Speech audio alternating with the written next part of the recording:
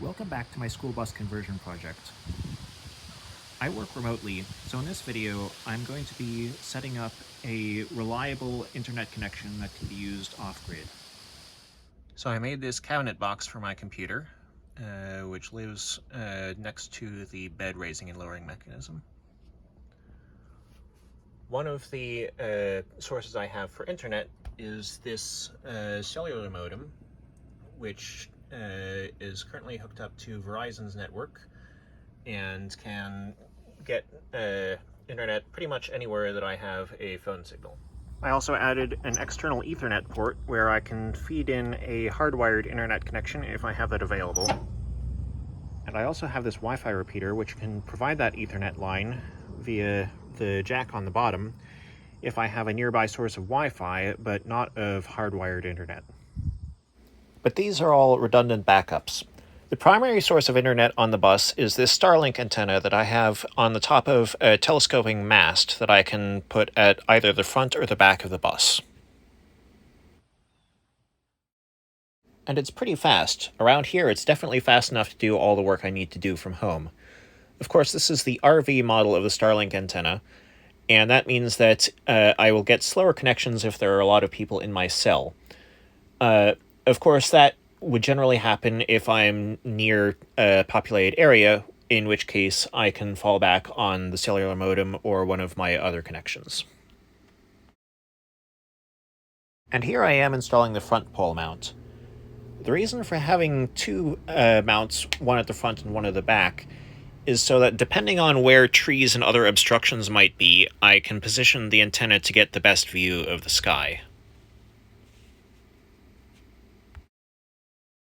I also decided to make a collapsible grill as a backup method to cook food if I ever ran out of power.